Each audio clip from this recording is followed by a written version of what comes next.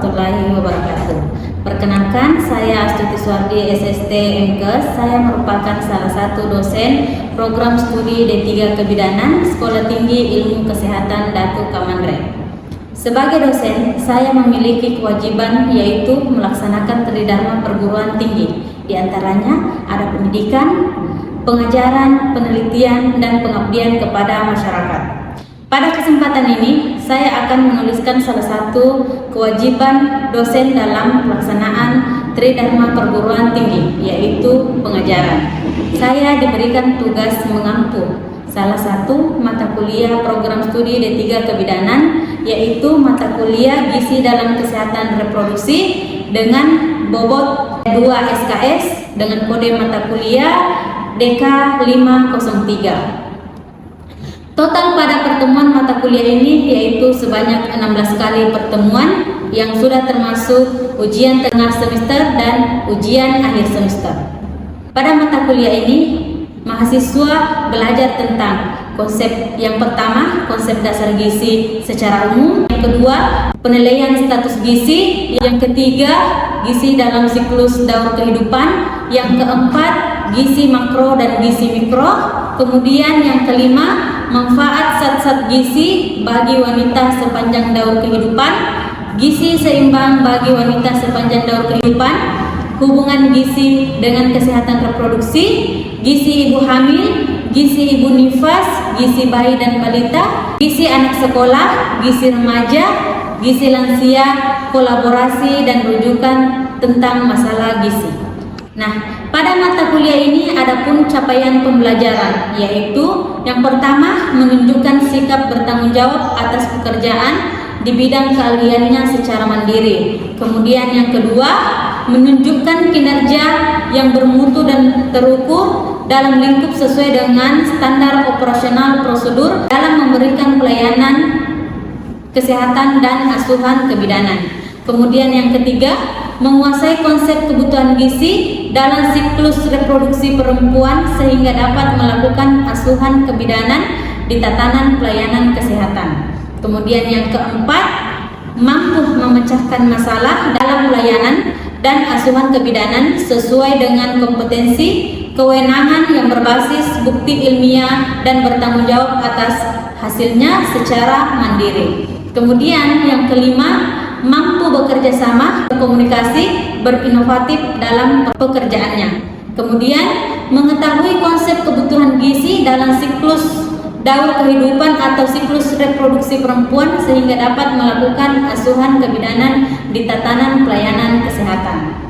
Adapun teknik pembelajaran pada proses perkuliahan ini yaitu menggunakan metode DAI, yaitu Delivery Interaction Assessment. Yang pertama delivery, bagaimana saya menyampaikan materi kepada mahasiswa dengan berbagai referensi, salah satunya yaitu referensi gizi dalam kesehatan reproduksi dan gizi dalam siklus daur kehidupan. Kemudian interaksinya di sini bagaimana saya berinteraksi dengan mahasiswa baik di dalam kelas maupun di luar kelas. Di dalam kelas yaitu bagaimana menghidupkan suasana agar mahasiswa mampu memahami apa yang saya jelaskan dan mampu bertanya dan mampu untuk menjawab pertanyaan yang saya berikan. Kemudian untuk di luar kelas yaitu kami berinteraksi dengan menggunakan WhatsApp. Apabila ada sesuatu yang ingin ditanyakan, kami masuk di grup WhatsApp. Kemudian ada asesmen. Asesmen di sini yaitu bagaimana saya memberikan penilaian kepada mahasiswa. Nah, untuk penilaian pada mahasiswa yaitu dilakukan dengan kontrak perkuliahan. Nah, kontrak perkuliahannya di sini ada indikator penilaian ya, di mana ada kehadiran, keaktifan dengan tugas, kemudian ujian tengah semester dan ujian akhir semester. Nah, untuk bobot penilaian indikator, untuk penilaian kehadiran yaitu sebanyak 25%, kemudian untuk aktifan tugas ataupun diskusi sebanyak 30%, kemudian UTS-nya sebanyak 20% dan ujian akhir semesternya sebanyak 25%. Nah, baik, untuk mempersingkat waktu saya akan menjelaskan proses pengajaran saya secara luring. Selamat menyaksikan.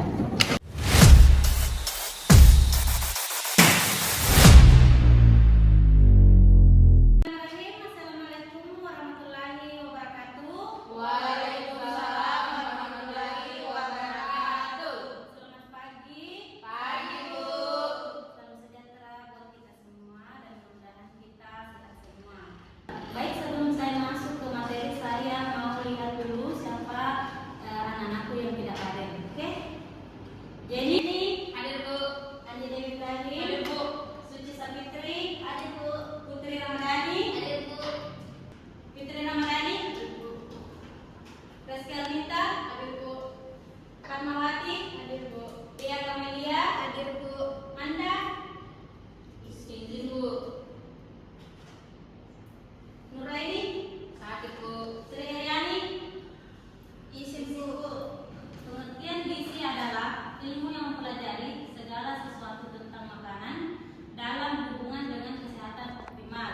Kata gizi berasal dari bahasa Arab atau gizza yang berarti makanan. Nah, zat gizi adalah ikatan kimia yang diperlukan oleh tubuh untuk melakukan fungsinya, yaitu menghasilkan energi, membangun dan memelihara jaringan, serta mengatur proses-proses kimia. Makanan adalah bahan selain obat yang mengandung zat gizi atau unsur kimia yang dapat diubah menjadi zat gizi oleh tubuh. Kemudian, pangan adalah istilah umum untuk semua bahan yang dapat dijadikan makanan. Kemudian, bahan makanan adalah makanan dalam keadaan mentah. Kemudian, menurut Departemen Kesehatan tahun 2011, status gizi merupakan keadaan yang dihasilkan antara keseimbangan intake dan output. Maksudnya di sini keseimbangan antara apa yang masuk dan apa yang keluar. Kemudian diperoleh dari berat badan dibagi umur sesuai dengan KMS berdasarkan standar WHO. Kemudian lanjut ya. Nah, di sini ada beberapa istilah tentang ilmu gizi. Ilmu gizi atau nutrisi sains adalah ilmu yang mempelajari segala sesuatu tentang makanan dalam hubungan dengan kesehatan optimal. Kata gizi berasal dari bahasa Arab atau gizza yang berarti makanan.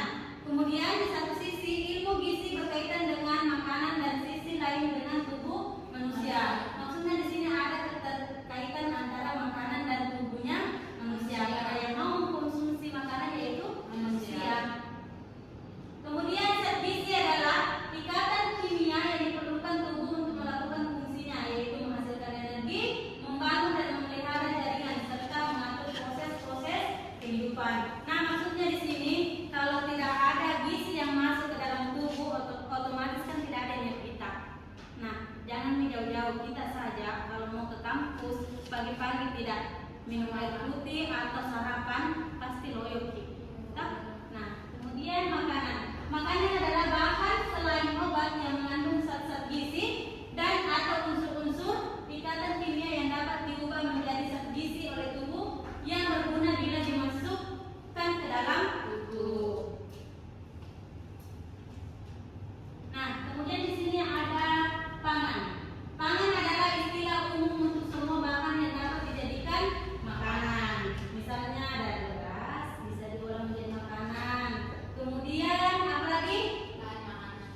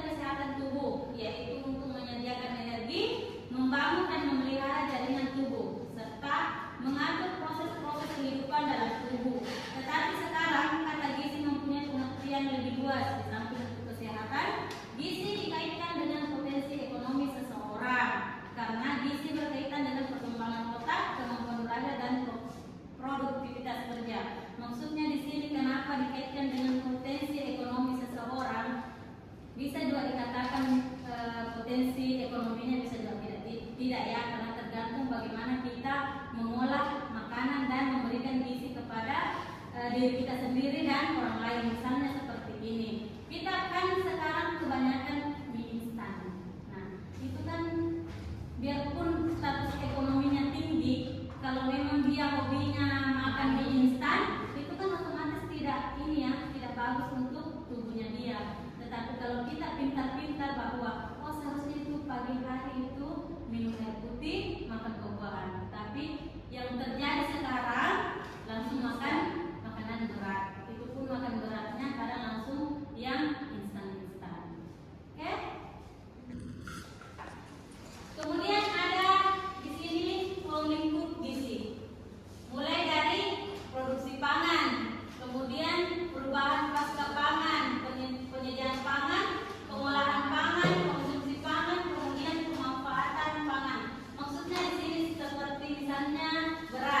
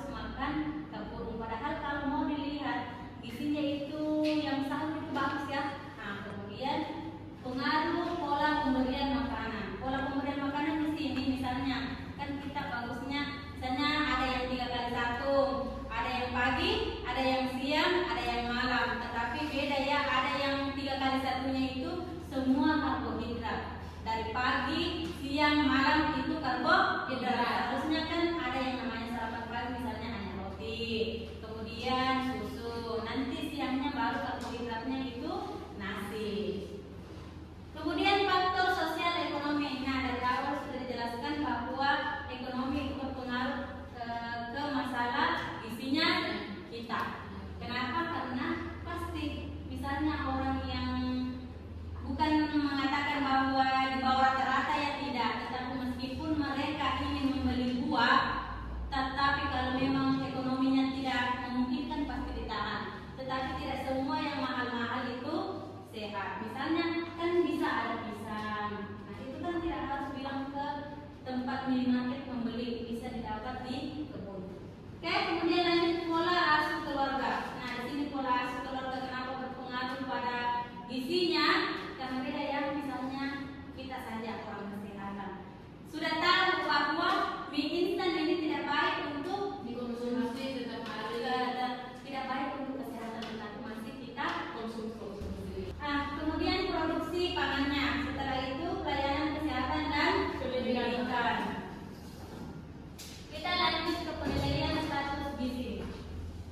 Penilaian status gizi atau PSG menurut Hartrianti dan Trianti tahun 2007 adalah interpretasi dari data yang didapatkan dari berbagai metode untuk mengidentifikasi populasi atau individu yang berisiko status gizi buruk. Penilaian status gizi dapat dilakukan dengan dua cara, yaitu penilaian status gizi secara langsung dan penilaian status gizi secara tidak langsung.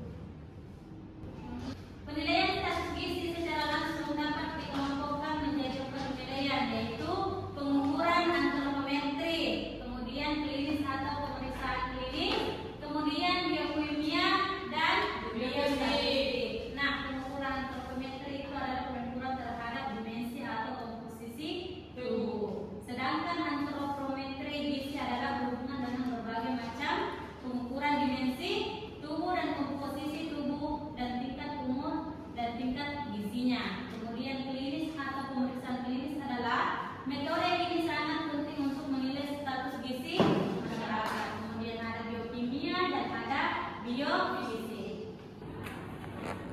Kemudian penilaian secara tidak langsung, ada survei konsumsi makanan, ada statistik vital, dan ada faktor ekologi malnutrisi. Penilaian status gizi yang biasa digunakan adalah penilaian secara langsung atau penilaian antropometri. Artinya ukuran tubuh manusia ditinjau dari sudut pandang gizi. Berbagai macam ukuran dimensi tubuh dan komposisi tubuh dari berbagai tingkat umur dan tingkat gizi. Nah, sebelum saya masuk ke materi tentang siklus daur kehidupan, ada tidak yang masuk mengingat apa itu tentang gizi? Jadi gizi adalah ilmu yang mempelajari tentang makanan dalam hubungan dengan kesehatan yang optimal. Dan kata gizi berasal dari bahasa Arab, yaitu giza yang berarti makanan. Masih ada yang tahu apa itu gizi? Saya Bu, Silakan. gizi adalah zat-zat yang terkandung dalam makanan yang diperlukan oleh tubuh untuk keperluan pertumbuhan, perkembangan, pemeliharaan fungsi tubuh dan menghasilkan energi. Oke, baik, itu ya pengertian tentang gizi. Kemudian kita lanjut ke materi tentang siklus daur kehidupan. Masuk ke materi siklus daur kehidupan, yaitu definisi daur kehidupan. Siklus kehidupan manusia berkaitan erat dengan proses tumbuh kembang yang dimulai dari proses pembuahan atau fertilisasi yang berlanjut pada masa bayi dan anak-anak, remaja, dewasa hingga lansia.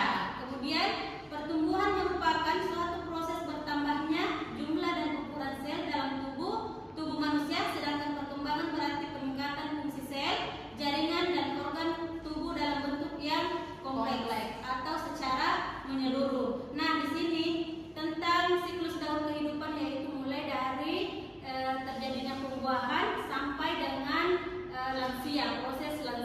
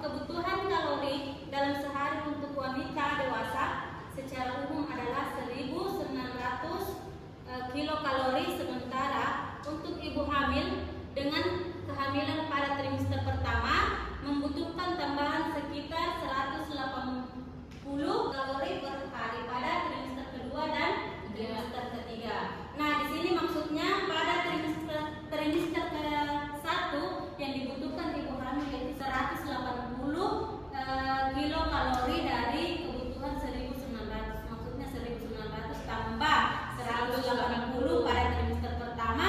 Untuk trimester kedua dan trimester ketiga yaitu tambahan sebanyak 300 kilokalori per harinya ini. Nah, kemudian untuk memenuhi kebutuhan gizi dalam setiap tahapan kehidupan, penerapan pola hidup sehat dan dengan prinsip gizi seimbang adalah kunci keberhasilan untuk mewujudkan kondisi kesehatan yang optimal untuk saat ini dan masa yang akan datang. Bisa dilihat? Bisa Bu. Nah, di sini ya. Masalah gizi dalam siklus hidup manusia. Kemudian ada PDLR, ada balita care, ada remaja dan usia sekolah, gangguan pertumbuhan, kemudian wanita usia subur dengan care, kemudian bumil dengan care, kenaikan BB yang rendah, serta usia lanjut yang kurang gizi. Nah, di sini ada beberapa tahapan, mulai dari pelayanan kesehatan yang kurang memadai, mulai gizi janin yang tidak baik, kemudian perkembangan mental yang terhambat, kurang makan, sering terkena infeksi, tumbuh kembang terhambat, proses pertumbuhan lambat. Ya, banyak di sini masalah gizi banyak, mulai dari BBLR-nya, bayinya, remajanya, kemudian bumilnya, serta usia lanjutnya. Maksudnya di sini masalah gizinya ada pada BBLR, ada pada bayi, ada remaja. Nah, masalah gizi di sini ada konsumsi zat gizi. Lihat dari bagannya, krisis ekonomi dan politik. Kemudian dia naik ke atas. Kenapa bagannya naik ke atas? Karena kita menjelaskan dari ini ya, dari bawah. Ya. Karena untuk memenuhi gizi yang ada pada pertumbuhan masyarakat mulai dari balita, bayinya itu tergantung dari pendapatannya juga orang tuanya Bu. Jadi makanan atau apapun yang diberikan kepada anaknya dari bayi sampai balita itu tergantung dari pendapatan orang tuanya. Oke, masih ada?